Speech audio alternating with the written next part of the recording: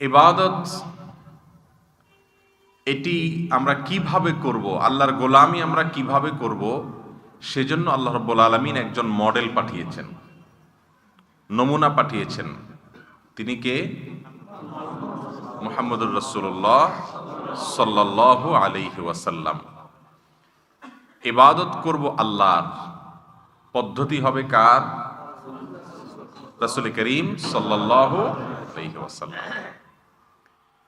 ইবাদত আল্লাহর ঠিকই করতেছি, কিন্তু পদ্ধতি রাসূল ছাড়া অন্য কারোর যদি হয় তাহলে সেটা গ্রহণযোগ্য হবে না। বেদাতটা কি জিনিস? বেদাতটা হলো দেখতে মনে হয় ভালো কাজ, কিন্তু আসলে কি না, ভালো না। এর নাম কি? বেদাত। আর সহজে আমরা বুঝতে পারি, নকল আমলকে বেদাত বলে। নকল আমল, নকল আমল কোনগুলা? যে আমলগুলো কোরআন এবং হাদিসে নাই, কোরআন এবং হাদিসে নাই, কিন্তু আমাদের সমাজে প্রচলিত আছে, মানুষ সেগুলোকে ভালো কাজ মনে করে করে। এটার নাম কি? বেদাত। এই বেদাতকে রাসূল করিম সাল্লাল্লাহু আলাইহি সাল্লাম বলেছেন, বেদাত হলো গোমরাহি। বেদাতে কেউ পা দিলে সে পা ভুল পথে দিয়ে দিল, সে পথ হারায় ফেললো। আর গোমরাহির পথে কেউ পা দিয়ে দিলে তার ঠিকানা কোথায়? জাহান্নাম। ইবাদত হবে আল্লাহর শুধুমাত্র, আর পদ্ধতিটা হবে কার? রাসূল করিম সাল্লাল্লাহু আলাইহি সাল্লাম। আমাদের মধ্যে সমস্যা দুই রকমের। কিছু লোক আছে এই যে শিরক টিরিক করি, আল্লাহ মাফ করুক, এগুলো তো আছেই। আর কিছু লোক আছে আলহামদুলিল্লাহ আমাদের মধ্যে শিরক নাই কিন্তু বেদাত আছে। কি আছে? বেদাত আছে। বেদাত কেমনে আছে? ইবাদত করে ঠিকই, কিন্তু সুন্নাহ অনুযায়ী করা হয় না। একজন মুসলমান প্রত্যেকটা কাজ তিনি খোঁজ করবেন তার রাসূল কিভাবে করতে বলেছেন, কারণ কাজের নির্দেশ করেছেন আল্লাহ, আর সে কাজের নমুনা মডেল স্যাম্পল হিসেবে দিয়েছেন মুহাম্মদ রাসূলুল্লাহ সাল্লাল্লাহু আলাইহি সাল্লাম। এই জন্য আপনার ইবাদতটা হইতে হবে তার মডেল অনুযায়ী। তিনি যা বলেছেন, যেভাবে করেছেন, সেইভাবে যদি হয় তাহলে আল্লাহর কাছে এটা কি হবে? ইনশাআল্লাহ গ্রহণযোগ্য হবে। আর তা না হলে সেটা কি হবে না? আল্লাহর কাছে গ্রহণযোগ্য হবে না। আল্লাহ রাব্বুল আলামিন আমাদের সকলকে বেদাত থেকে বেঁচে থেকে নেক আমল করে দুনিয়া থেকে যাওয়ার তৌফিক নসিব করুন। আমিন। বেদাত মানে নতুন জিনিস। আমাদের সমাজে অনেক ভাই আছেন, অনেক লোকজন আছেন, তারা বলেন যে সব নতুন যদি বেদাত হয় আর সব বেদাত যদি হারাম হয়, তাহলে যে মাইক রাসূলের যুগে ছিল না, মোবাইল রাসূলের যুগে ছিল না, বিমান রাসূলের যুগে ছিল না, তাহলে আমরা এগুলো ব্যবহার করি না। কি বলেন, এগুলা কি বেদাত? ইসলামী শরীয়তে বেদাত কাকে বলে? যেই কাজটাকে সওয়াবের কাজ মনে করে মানুষ করে, অথচ কোরআন হাদিসে সেই কাজ করার কোনো নির্দেশ নাই, ওইটার নাম কি? বেদাত। তো মাইক ব্যবহার, মোবাইল ব্যবহার, এগুলো কি কোনো সওয়াবের কাজ? এগুলো তো দুনিয়ার কাজ। দুনিয়ার কাজের ক্ষেত্রে যত নতুন হবে তত ভালো, যত আধুনিক হবে তত ভালো। দিনের ক্ষেত্রে কোনো আধুনিকতায়, কোনো নতুনত্বে কোনো কল্যাণ নাই, বরং এটা দেখতে হবে অরিজিন কিনা, কোরআন হাদিসে আছে কিনা, গোড়ায় আছে কিনা। যদি গোড়ায় থাকে, অরিজিন হয়, মূলে থাকে, সেটা হলো একমাত্র অনুসরণ। প্রিয় ভাইরা আমার, এই জন্য রাসূল করিম সাল্লাল্লাহু আলাইহি সাল্লাম আমাদের আয়েশা বর্ণিত হাদিসে বলেছেন, মান আহদাসা ফি আমরিনা হাযা, আমাদের এই কাজে, অর্থাৎ ধর্মের মধ্যে, ইসলামের মধ্যে যদি কেউ কোনো নতুন কিছু যোগ করে, সৃষ্টি করে, মা লাইসা মিনহু, যে বিষয়ে এই কোরআনে কোনো কিছু বলা হয় নাই, হাদিসে কোনো কিছু বলা হয় নাই, কিন্তু জিনিসটা নতুন, ফাহুয়া রাদ, তাহলে এটাকে প্রত্যাখ্যান করো, এটাকে গ্রহণ করা যাবে না। মোবাইলের মধ্যে নতুন ভার্সন আসলে, নতুন আপডেট আসলে সেটা নিতে হবে, ঠিক না? ঠিক নাকি পুরানটা ধরে বসে থাকবেন? এখন অ্যান্ড্রয়েড সেট আসছে, আইফোন আসছে, এটাতে অনেক ফ্যাসিলিটি, সুবিধা। এখন বাটনওয়ালা মোবাইল নিয়ে চললে ওই সব সুবিধা থেকে বঞ্চিত হবেন। হোয়াটসঅ্যাপ চালাতে পারবেন না, ফেসবুক চালাতে পারবেন না, নিউজ শুনবেন না, সব সুবিধা থেকে বঞ্চিত হবেন। এই জন্য দুনিয়ার ক্ষেত্রে যত আপডেট হয় তত কি ভালো। আর দ্বীনের ক্ষেত্রে যত অরিজিন খুঁজে পাওয়া যায় তত ভালো। এই জন্য দুনিয়ার এই সমস্ত মাইক, বাস, ট্রেন, বিমান এগুলো দেখায় যারা বলে যে এগুলো বেদাত, এটা হাস্যকর কথা, এটা বেদাতের সংজ্ঞার মধ্যে পড়ে না। গায়রে দীরা দি সুমর্দন বেদাতাস্ত। মুফতি ফয়জুল্লাহ রহিমাহুল্লাহ, মেখল মাদ্রাসার প্রতিষ্ঠাতা, তিনি বলতেন গায়রে দীরা দি সুমর্দন বেদাতাস্ত, যেটা দিন না, ইসলামের না, ওইটা কি ইসলামের মনে করাটা হলো কি বেদাত। সওয়াবের কাজ মনে করে করলেন, অথচ কোরআন হাদিসে করতে বলে নাই, এটার নাম কি বেদাত। ভাইরা আমার, বেদাত এটার সম্পর্কে কুষ্টিয়া বিশ্ববিদ্যালয়ের আল হাদিস বিভাগের সাবেক অধ্যাপক ডক্টর খন্দকার আব্দুল্লাহ জাহাঙ্গীর রহমাহুল্লাহ, নাম শুনছেন আপনারা?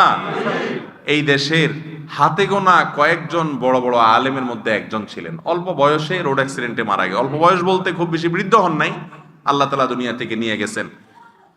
ডক্টর খন্দকার আব্দুল্লাহ জাহাঙ্গীর রহমাহুল্লাহ ফুরপুরার পীর সাহেবের মেয়ের জামাতা, আপন মেয়ের জামাতা।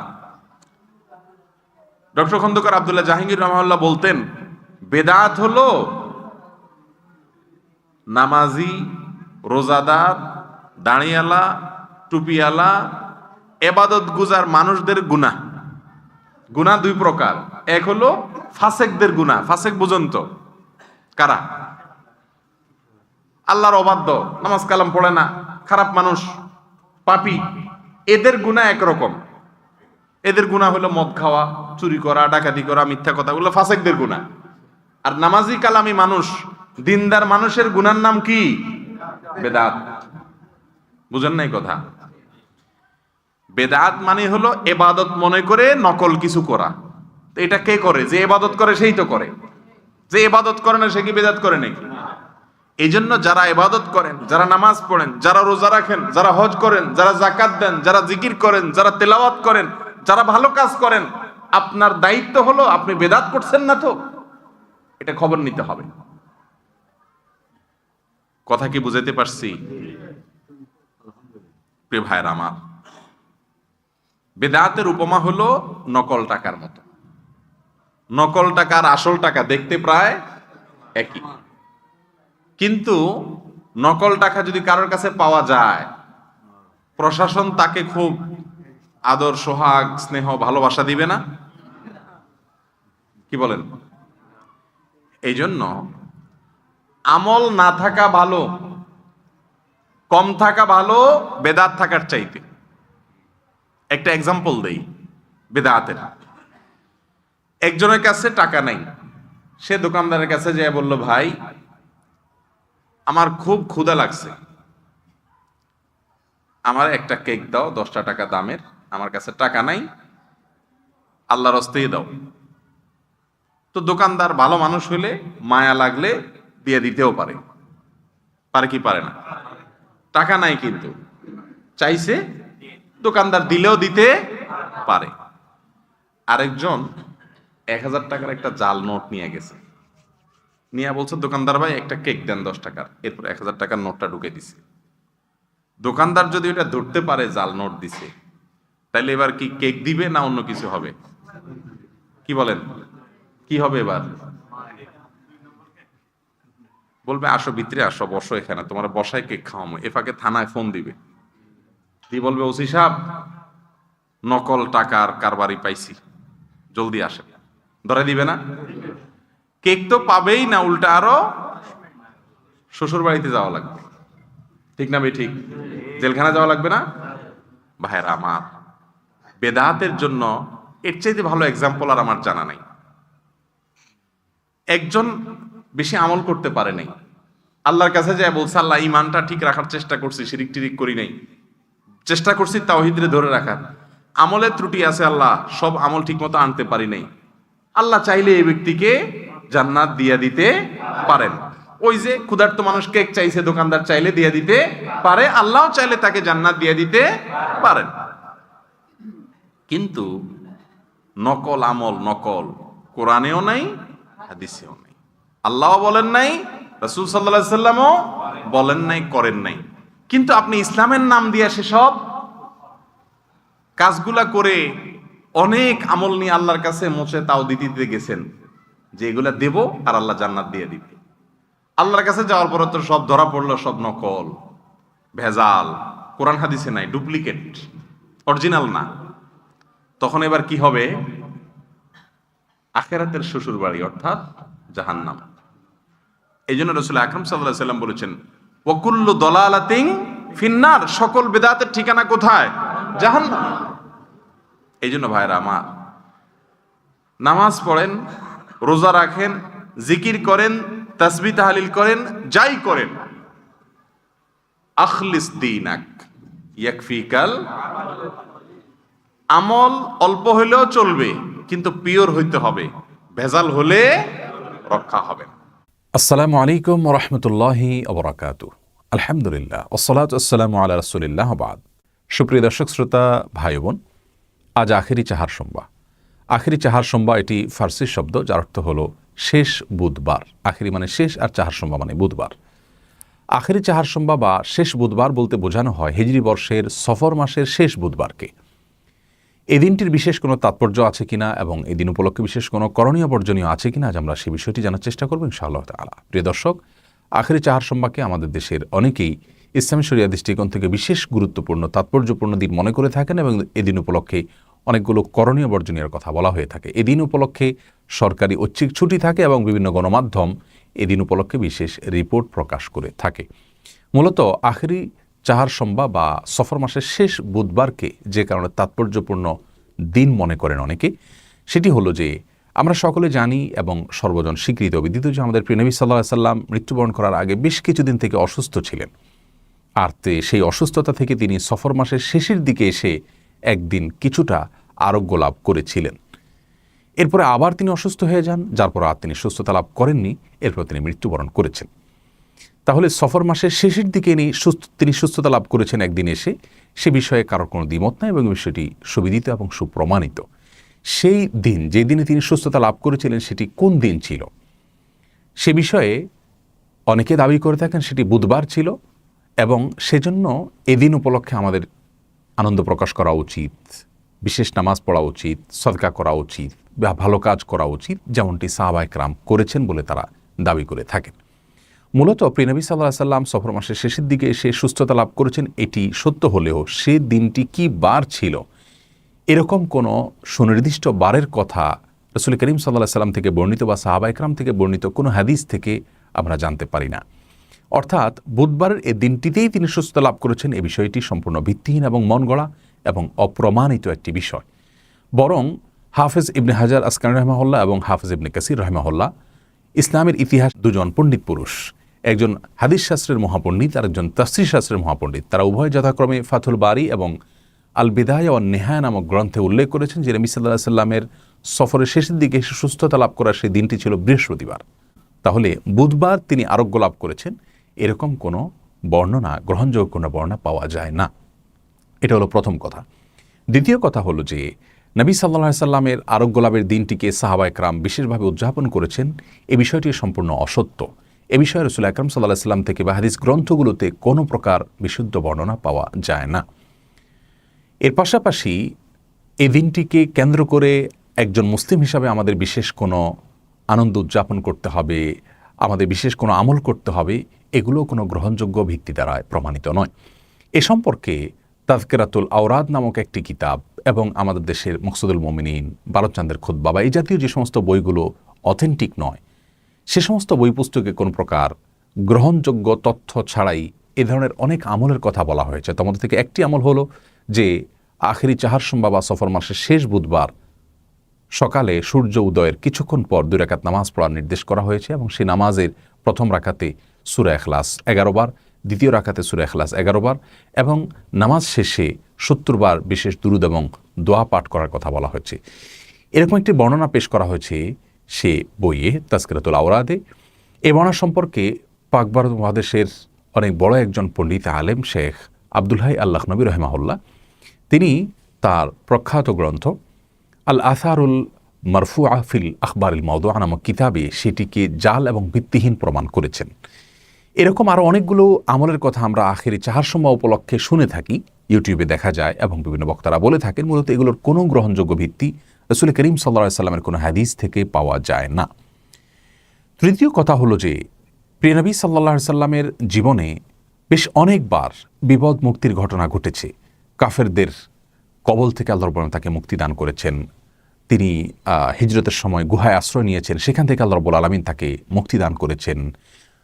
বিভিন্ন যুদ্ধে বিপদের সম্মুখীন হয়েছেন, সেখান থেকে আল্লাহ রাব্বুল আলামিন তাকে নাজাত দান করেছেন। মক্কার কাফেরদের থেকে তাকে নিষ্কৃতি দিয়েছেন। অর্থাৎ তার জীবনে বিপদ মুক্তির অনেকগুলো ঘটনা ঘটেছে। সেই ঘটনাগুলোকে স্মরণীয় করে রাখতে গিয়ে বা সেই ঘটনাগুলোকে বিশেষ দিবস হিসাবে ধার্য করে সেই দিনকে পরবর্তী বছরগুলোকে তিনি অথবা তার কোনো সাহাবী অথবা কোনো তাবী পরবর্তীতে উদযাপন করেছেন, এরকম কোনো বর্ণনা কোরআন হাদিসের কোথাও পাওয়া যায় না। তাহলে প্রিয় নবী সাল্লাল্লাহু আলাইহি সাল্লামের আরোগ্য লাভের দিনটিকে বিশেষভাবে উদযাপন করতে হবে, এরকম কোনো বক্তব্য সঠিক নয়। সাহাবা ইকরামও করেননি, তাবিরাও করেননি, তাদের পরবর্তীতে তাবিরাও করেননি। সুতরাং প্রথম কথা হলো যে সফর মাসের শেষ বুধবার তিনি আরোগ্য লাভ করেছেন, সেটি প্রমাণিত নয়। দ্বিতীয় কথা হলো যে সেদিনটি যদি প্রমাণিত হয় ও ধরেও নেওয়া হয়, সেদিন উপলক্ষে বিশেষ কোনো কর্মসূচি, বিশেষ কোনো আমলের কথা কোরআন হাদিসে আমাদেরকে বলা হয়নি। আর ইসলাম মানেই হলো কোরআন এবং হাদিসকে অনুসরণ করা, রাসূল করিম সাল্লাল্লাহু আলাইহি সাল্লামকে অনুসরণ করা, সাহাবা ইকরাম এবং তাবেঈদেরকে অনুসরণ করা, মন গড়া কোনো কিছু করা, এটা ইসলাম নয়, বরং এটি বিদআত, যা পরিত্যাজ্য।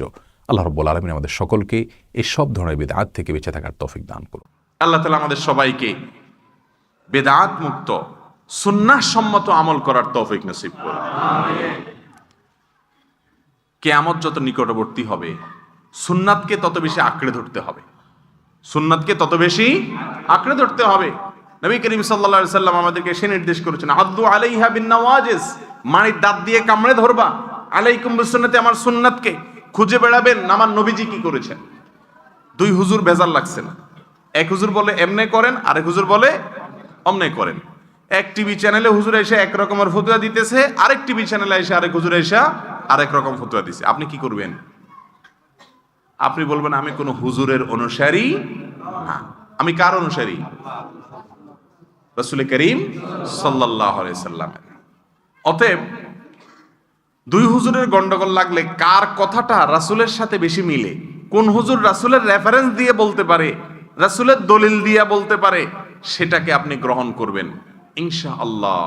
এভাবে যদি খুঁটে খুঁটে খুঁটে আমল করে চলে যেতে পারেন, আখিরাতে আল্লাহ তাআলার কাছে নাজাত পাবেন ইনশাআল্লাহ। আজকাল আমাদের অবস্থা হলো এইসব কথা আমরা শুনতে রাজি না। আমরা চিন্তা করি যে বাপ দাদা 14 গোষ্ঠী যা করে আসছে সেটাই ভালো, এখন আবার এসব নতুন নতুন কথা আমরা শুনি কেন?